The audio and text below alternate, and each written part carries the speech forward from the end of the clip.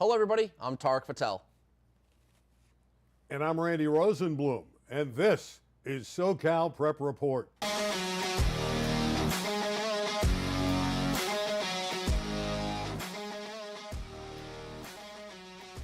Well, hello. I got to tell you, last week in prep football in the Southland, pretty interesting stuff. We're going to discuss some great games that were played right around these parts. Tarek Fatal, always great to see you. Still working about 6 or 7 jobs. I call him the #1 sports reporter in prep sports in SoCal. All right, game sticks out. I want to talk to you about it. St. John Bosco playing a very good St. Francis Academy team, which in the national polls is in the top 5. Bosco wins it 21-14. Yeah, you know, St. Francis is a national power, and they go out, they're kind of headhunters, man. They go out and they look for big games. They're always playing Bosco or Mater Dei, or they'll come play Mission Viejo. I want to say maybe in the back in the day they've even played Sierra Canyon. I'm not sure. But point is they travel around the country, and they especially love to California to play a big dog team. In this case, St. John Bosco comes back and wins a great game from Madden Williams. Yeah, let's talk about Madden Williams. He had 8 catches. They were key grabs late in the game that helped pull out the contest for the Braves. This Madden Williams, you know, we talk about great receivers the last few years, the Shane Rosenthals. You can go back all through the years on great performers. This kid's right up there. I mean, Madden Williams is big time. You know, he is. And actually, he's not only big time, he's a big time playmaker. So, not that he's not good all the time, but he's really starting to get known for his big games, like 10 or 12 catches for 200 yards and 3 touchdowns. Last year, they played Sierra Canyon, and I think he had 10 catches for 3 touchdowns, 200 yards. I mean, so he's not just good and high level, but he has the capability of really taking over a game. Tremendous route runner with athletic ability. Right now, he's committed to Texas A&M, so the Aggies have a good one. All right, let's talk about some of the key games from last week in SoCal. Let's start with that next game. We mentioned St. John Bosco, but let's really get into it now. Mater Dei and Kahuku. Now, you and I did this game a couple years ago, and Mater Dei blasted them. So this score stunned me. I thought Mater Dei would blow them out. Obviously, they won, but they didn't blow them out. Yeah, listen, guys, Mater Dei, the biggest, baddest team in the land, who I have #2 in my poll right now. We'll get to that, and we'll get to that a little bit later. The point is, it's very unlike Mater Dei. They have 2 wins by a combined 6 points. They're kind of eking out wins right now. And Kahuku, you go look at who they've played. They really haven't played a great schedule, and they've lost some of those games. So Mater Dei was only leading at halftime 8-7. When was the last time Mater Dei only scored 8 points in the first half? So I think it's more about Mater Dei, unfortunately, than Kahuku, though you'd love to give them some credit for keeping it tight. Yeah, Mater Dei is struggling offensively, breaking in a new quarterback in Ryan Hopkins. I will say this about Kahuku. It was their 5th game. So from an execution level, that was an advantage. Okay. Where Mater Dei played 1 game, had a week off, yes. and then played again because of that Bishop Montgomery stuff. Sure. And that gave them That's an open fair. date. I think that was a factor. Yeah, and there was a lot of, and you kind of mentioned at the top, there were some stunning scores that we're still going over, and I think we're going to go over here in a second from week 2. There was almost an element of, was the whole high school sports community distracted last week because of what was going on with Bishop Montgomery? Because there were some really funky scores. I just think week 2 is kind of crazy. Okay. Teams are improving. Some teams fall off. Some teams accelerate. That's fair. So Yep. I think week 2 is really the key there. All right, let's check out one of those surprise games. Not that Los Alamitos won over a very good Sierra Gardena team, but it's the way they handled them, 41-21. Sarah had not allowed a point in its first 2 outings, and Los Al puts up 41. Yeah, this was a surprise to me, seeing Sarah Gardena in person earlier this year. I thought, man, this might be Scott Altenberg's one of his better teams, skill-wise, speed-wise, and size-wise. But, man, Los Alamitos clearly has something cooking. They're off to a 4-0 start. How about Bishop Amat? 1-1 comes in and really does a number on a team from Valencia. Ryan Salcedo, who we had on this show in our first program when we were out at Bishop Amat, 5 touchdowns, including the game winner, which, oh, by the way, was a 79-yard run. Great kid, great win for the program. Yeah, I think a lot of people were stunned by this because Valencia, and you're making a good point about week 2. I think some wins earlier in the year don't look as good now that week 2 is rolled around, and some wins look better than others now that. So, for example, Valencia beat Chaminade on its home turf. So you're thinking, man, and Chaminade had thumped Oaks Christian the week before. So you're like, man, Valencia must be really good, and so is Chaminade. Well, we're finding out, Chaminade's now 1-2, and Valencia might not be as good as we all think, because maybe Chaminade's not as good as we all think. So Bishop Amat comes and clears the air after they took a thumping the week before to Oak Hills in Hesperia. And then, hey, man, a nice win on the road at Valencia. Corey Minor's off to a 2-1 start. Really, really nice for the Lancers. Really happy for Corey again. He was part of that program a couple of weeks ago. Corey Minor, terrific guy, and he's going to get it going at that school, Bishop Amat. Again, they had a terrible year last year, and the year before Two they wins. were no good. Yeah, they were really bad. So he's turning it around, and that's good. Don't have to worry about that at Sierra Canyon. Yeesh. Third straight shutout this time, Punahou out of Hawaii. How about Laird Finkel? Big game, the quarterback there, 4 touchdowns for the Trailblazers. How about this stat? Sierra Canyon has scored 143 points in 3 games. That's almost a 48-point average, but nobody even talks about the offense. That's Correct. why I like to talk about Finkel here a little bit, because everyone's talking about the defense, which has not allowed a point. Yeah, and I've spoken with John Ellinghaus just about every week, and he goes, man, he gets it, and defensive coordinator Chris Rizzo is doing a great job, but John Ellinghaus is like you. He's like, man, no one's talking about our offense. Like, that's pretty good, too. It's like, Coach, your defense is loaded. No one's going to talk about your offense. And you know what? I think if you're a coach, you like that, because there's always pressure on offense to score. Well, now all the pressure is on the defense to not let anyone else score, so the offense, I think it's good. I think it's a good recipe for the Sierra Canyon Trailblazers. So you have just compared me to John Ellinghaus. Yes. So I should be coaching high school football. No, I don't know about that. I could do that. I'll bet you I could have won those 3 games if I was on the Yeah, team. I would have won those 3 games. The talent discrepancy. Yeah. John Ellinghaus is a great coach. Yeah. Even if I was on the sideline. Yeah, put you in a headset. I think you're 3-0 too. I think so too. Long Beach Poly over Tustin, 28-27. The Jackrabbits had lost their first 2 games. One of them to a great team out of the San Diego area, Lincoln. But this is kind of a surprise. Oh, no, it is. I would call this a stunner. Long Beach Poly was, sorry, I'm getting a call here. Long Beach Poly was 6-7 jobs. That's going to happen. Hey, man, what can you do? Long Beach Poly, Tustin was up 21-0 and lost that game. So, and Tustin's good, man, talented Orange County team. But I think there is an element of that loss that'll wake them up a little bit. But kudos to Long Beach Poly for grinding. Let's give some kudos to the city in Palisades. They have a quarterback by the name of Jack Thomas every week. He's throwing 5-6 touchdowns, does it again. Granada Hills, the ground game, puts 44 up. But Pali outscores them 59-44. Yeah, I think Granada Hills, they play Kennedy this week. And so for me, Granada Hills, they're in this weird, I don't know, the season's weird for me because a lot of their opponents like to pass and they like to run. So there's this yin and yang every Friday night for Granada Hills Highlanders, and they clearly can't stop the pass, yet the opponent really can't stop the run, but they just can't score enough points. So you're saying you should go to the game because they're going to be very entertaining. A lot of points. A lot of points, a lot of scoring. All right. Yeah, a lot of there was points. a lot of great performances as well. There always is. We like to highlight these different players, and we'll start with Lorenzo Sims of Ramona High School. Look at that game. 6 touchdowns. You think that's pretty good for a running back? 379 yards, my lord. Well, that's pretty good. Rosales wasn't bad either for Granada in the loss. Yeah.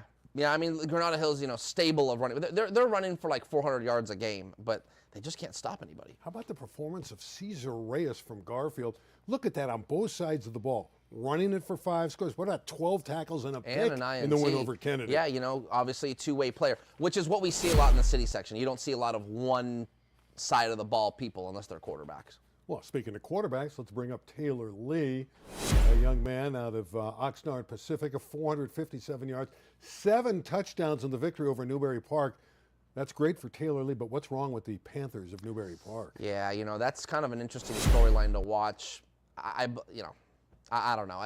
Joe Smigel, Brady Smigel, I think they're waiting for some transfers to become eligible and things might get better for them. Here's the kicker. It's not doom and gloom. Their league isn't very good. So they're going to end up in the playoffs somewhere. And by the way, don't be surprised. A couple losses here and there, not playing great football. They get into a rhythm for league and they end up in the Division III playoffs, and watch, they'll make a run. Yeah, it's a long season. Let's give some kudos, too, to Brady Edmonds, he's out of Huntington Beach. Fine quarterback there. 351 yards, 5 touchdowns in the victory over Western. Those are our top performances. Now let's take a look at the high school top 10 presented by Tarek Fatal. Just one of his jobs is to put together this top 10. And a new number 1, St. John Bosco as the new top dog. Yeah, I just felt like right now they're playing their best ball. And the narrow Kahuku victory for Mater Dei, I don't know, just didn't sit well with me. And look, these are rankings, they move. I just thought to myself, if Mater Dei is going to get back up to number 1, there's games ahead of them in their schedule that will garner them to be back at number 1. But for right now, Bosco beating St. Francis Academy, I felt like that was more impressive. And Mater Dei having only 2 wins by 6 points combined and only a 3-point win over Kahuku, I felt drop them down. Yeah, they're showing 3-0 because that's how it's listed. They get a win against Bishop Montgomery, who forfeited, but on the field, Mater Dei is only 2-0, right. So that's a good point. And that brings us, speaking of points, to point counterpoint.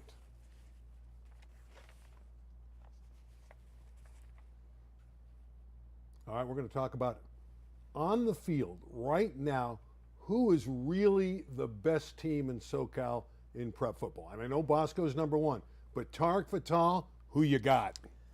It's an easy one for me. I like to say it, low-hanging fruit. You don't want to think too much about this one. It's Sierra Canyon. They're 3-0, as you mentioned. Their point discrepancy in regard to points for and points against is a lot of points for and 0 points against. John Ellinghaus has this team focused and playing its best ball. Downey, their next opponent, is known for scoring points with Oscar Rios as quarterback. If Sierra Canyon holds that team to 2 touchdowns, that is pretty mind-blowing stuff. And I'm telling you, as this season continues to build, Mater Dei and Bosco looking a little more mortal every week. Is it the year that Sierra Canyon maybe knocks off 1 or 2 powerhouses this year in Mater Dei and Bosco? That's a pretty good take. I like that. I don't necessarily agree with it. Sierra Canyon is very, very good, and the numbers are startling. But how can we go against St. John Bosco? They haven't lost a football game.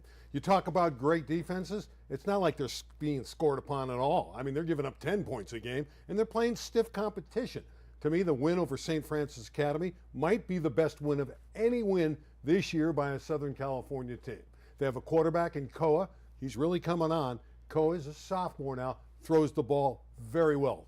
250, 300 yards each and every game. You know, the Braves are in the Trinity League.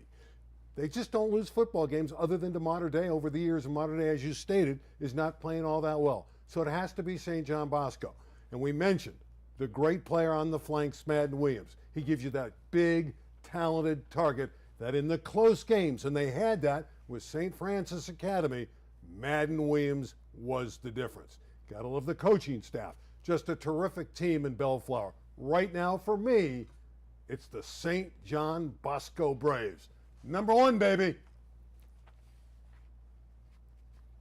Let's count point. We're done. Point counterpoint. Done. Done with point counterpoint. I like that one. Yeah, that was good. I think Sierra Canyon is the team to beat, man. They're the team that's rocking and rolling right now. So we'll see how they do against Downey, and eventually there's going to be a super matchup down the line with a powerhouse team. We just don't know who it's going to be with yet. All right, let's briefly talk about the top city football teams. We're not going to put up their records because a lot of these teams are losing right now, crossing over, playing against the southern section. But right now, Birmingham is ranked as the best team. They're only 1-2, but the Patriots are struggling a little bit. They got to win over Hart early, but a lot of people still think they're the best team in the city. Yeah, and you're talking about Birmingham. Yeah, Birmingham is the best team in the city right now. I think when you look at teams that are challenging themselves against Southern Section programs, that's generally going to bode well down the line. And Birmingham does it every year. Win or loss, it almost doesn't matter. And their winning streak in the city section, I want to say, is up to 48 now. No, they got beat. They got beat in the playoffs. It didn't count because of the... Correct. So on the field. On the field. Okay. But technically, that streak is still intact because they did get a forfeit victory. Yeah, but they lost on the field. It's not the same. Okay. I'm just saying, look, I'm just saying their only loss came to a team that was cheating. Okay. You know, that's fair. You know, I mean, we know it now. They were paying players to play football at Narbonne. That's not allowed, man. So I got to almost say with that violation, like, I think Birmingham's streak stays alive. You know, that's counterpoint for next week. Yeah, it really could be. I had not even been thinking about the streak, just assuming that it was over. Yeah, no. That's a good point. Yeah. That may be your best take of the year. Okay. Of course, it's only the second show Week you've 2, done, I'm done. You're done. You've hit the top. I just name a couple other teams that Sure. are doing well there. Carson, San Pedro, Palisades, and Garfield with the new coach. I think Garfield's a pretty good football team, but right now that other team is Palisades with Jack Thomas. They can really throw the football. Yeah, you know, Palisades is a team that likes to score points, and Dylan Smith, the coach, has them dialed up. So, yeah, the Dolphins are a strong team. I think they're the favorites to win the Western League and are a surefire open division team. And then, look, not getting into the top 10 ranking per se, but I got to keep, Hamilton, just beat Crenshaw and has a good team. So I think they're going to make some noise too. Bro, you think it's Hamilton? I think Thaddeus Bro might be the best prospect in the whole section. I know. We're going to talk about him for the next 4 years. 4 years. Oy. Whether he's at Hamilton or not. No, he'll probably be in the NFL. Okay. Thaddeus Bro. Flag football. Let's look at some great numbers here for these teams in the southern section.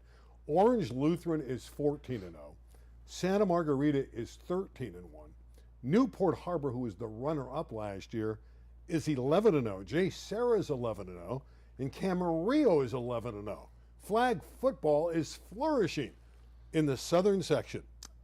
Hey, listen, to me, it's all about Olu. It's all about McKenna Cook, and do you have it in front of you how many touchdowns she's thrown this year already? Isn't it something stupid? It was 35, and they've played another game or two. She's right around 40. Yeah. In what? Like 10 or 11 games? 14 games. 14 games. I mean, that is just staggering stuff. So to me, Orange Lutheran's the team to beat. They are the defending Division I champions, if I'm not mistaken. Yeah, just got by Newport Harbor, who's right there at 11-0. Yeah. Early in the year. Give me the Lancers. Okay, city section flag football. Some updates there as well. San Pedro is 11-0. Banning, a very good team, is 5-3. Eagle Rock is 8-0. And another team is Birmingham. They won the first flag football championship a couple years ago. They won their first 2 games just yesterday. Yeah, of course we know Jim Rose does both, coaches flag and boys tackle. So, yeah, I mean, the Patriots once again are trying to go for another championship, so kudos to them. And again, it's flag football. They did play 2 games yesterday. You play doubleheaders in flag. Taking a look at the top games in Southern California. I'm fired up. We got some dandies this week in prep football. Have to start with Mater Dei, 2-0 on the field. At Corona Centennial, 2-1. Some people believe Mater Dei could fall here. Yeah, I don't. It's funny. I think Mater Dei is going to refocus, but I think win or obviously loss would tell us a lot. And Corona Centennial is a good, good team, of course. But even if this game is close, it might further prove that Mater Dei isn't as strong as we all have seen the last 2 years. So the score to that game is really, really important. Mater Dei could be caught looking ahead here. Yeah. They're playing Bishop Gorman in Vegas the following week. Yep. And they're supposed to get hammered. If you look at Max Preps and the projected score for next week, they have Mater Dei getting run out by 3 touchdowns. Really? On the road. Oh, I did not it's see like that. a 42-20 type of score. Something like that. Okay. So is Mater Dei going to be looking ahead? They better have the focus going to Centennial in Corona. Tough game. I think it could go either way. I would stay away from this game. It's a close game. That's going to be a great game, I think. You're talking about the Gorman Mater Dei game? No, I think Gorman will win easy. Oh, okay. You're still talking about the Gorman Mater Dei game? Okay. Mater Dei's schedule is insanely difficult. It might even help them to lose a game here and there just to keep them honest. Yeah, get them ready for the playoffs, harden them up a little. That's what matters. All right, Bosco and Sarah of San Mateo. Now, Sarah of San Mateo's lost 2 games, but normally it's a very good program. Yeah. So you Still look at is. this, it's a feature type of game. Yeah, it is. It's a NorCal traditional power versus a SoCal traditional power. So I don't think I don't think St. John Bosco is going to have a problem. I think they're going to scoot to 4-0 here. Yeah, Sarah, by the way, so that's the school of Tom Brady. Mm-hmm. All right, next game. This is a good one. And the Oscar goes not only to Downey because they have Oscar Rios at quarterback. They have Oscar Aguilar, who's averaging 10 tackles a game on defense, who's headed to Arizona State. So the Oscars are in place for Downey. Yeah, I think Sierra Canyon, again, this is probably their, you'd think that when they played Jay Serra, that would be their toughest appointment, but Jay Serra's a little down. So as of right now, maybe this Downey team is the biggest threat to score, not necessarily beat Sierra Canyon. I don't see this being a problem. I think Sierra Canyon probably wins this game anywhere between, it's like it's gonna be anywhere between 17 and 21 points. It's gonna either be like 2 touchdowns and a field goal or 3 touchdowns. I think I skipped a game. I didn't mean to do it. Mission Viejo at Lincoln in San Diego. Mission Viejo has been brilliant. This could arguably be the best game in California. Yeah. This is the game. We said this last week about the St. Francis Academy Bosco game, maybe the best game in the country. Here's another one. Yeah. This is. Mission Viejo looked great last week. The modern-day Centennial is kind of like a headliner, but if we're really talking football and 2 teams, like this probably is the best football game.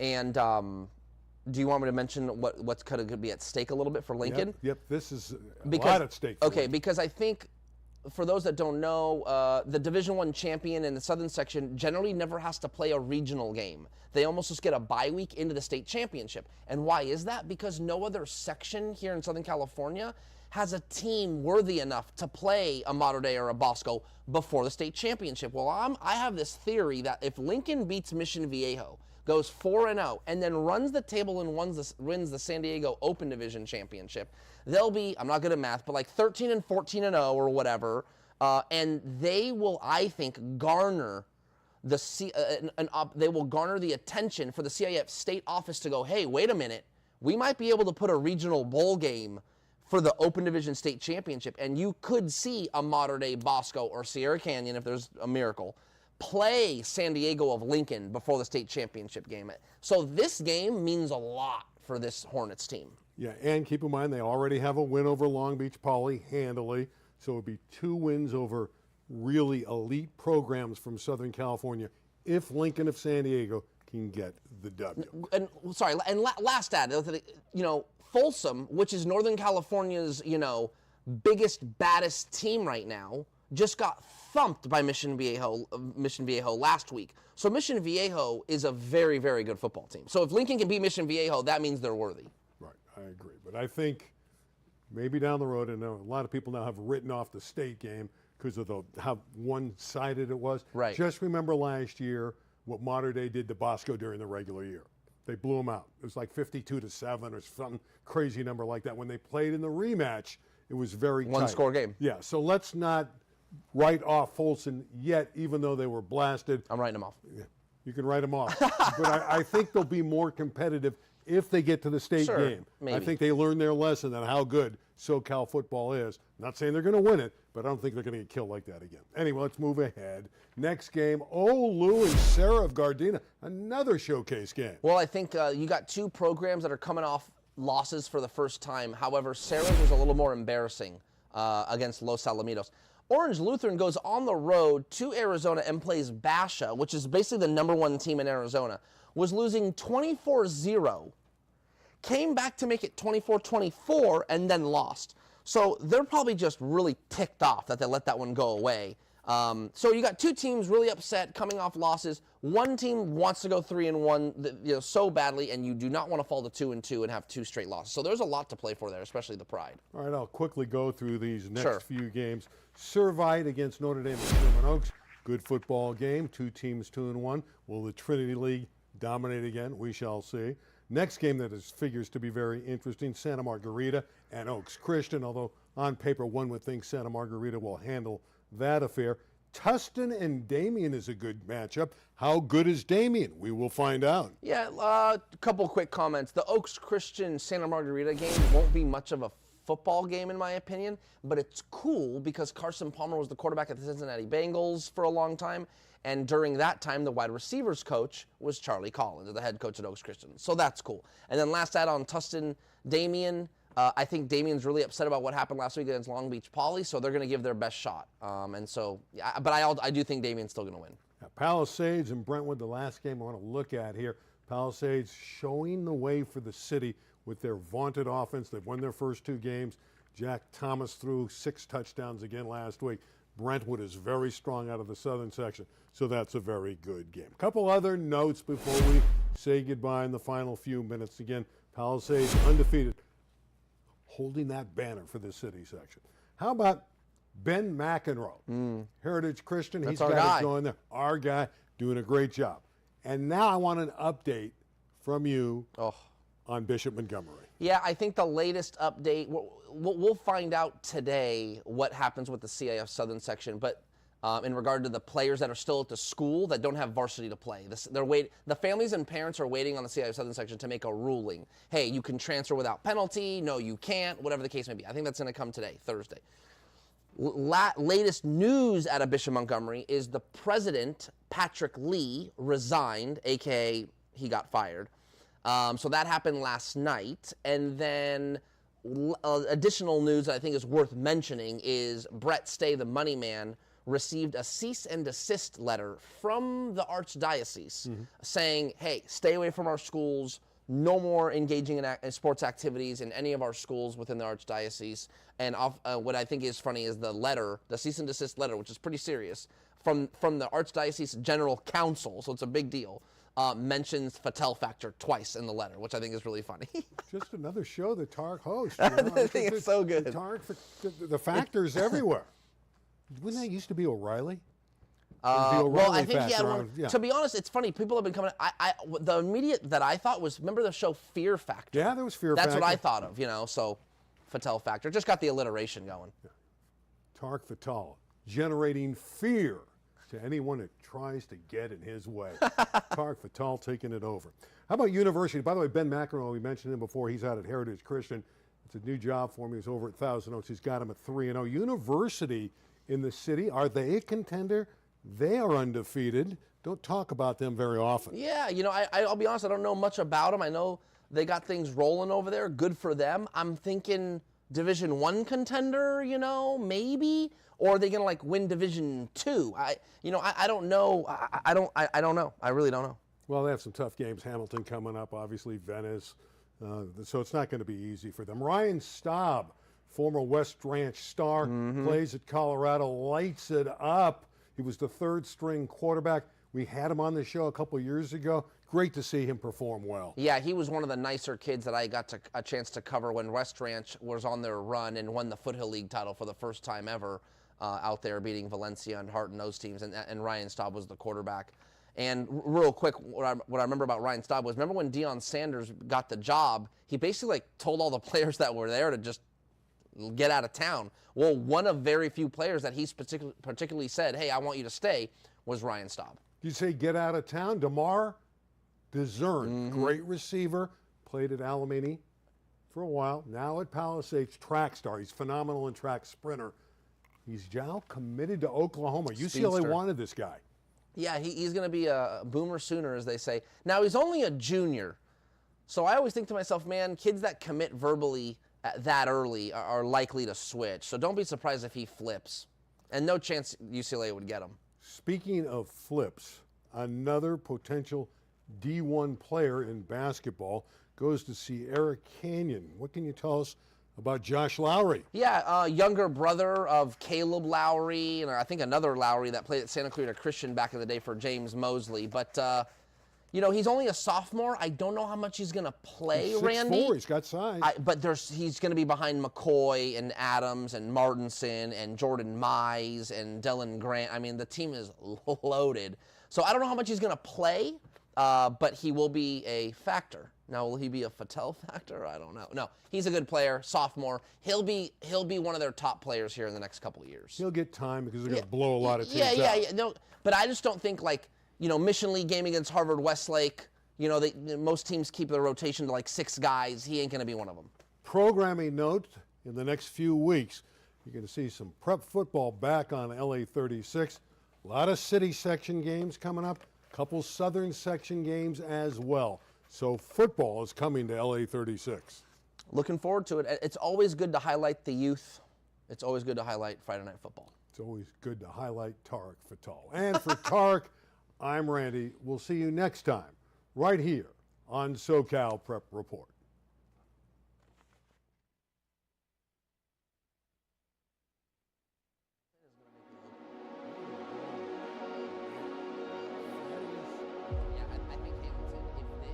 I told Asante, if they win the Western League, they're in the Open. That's a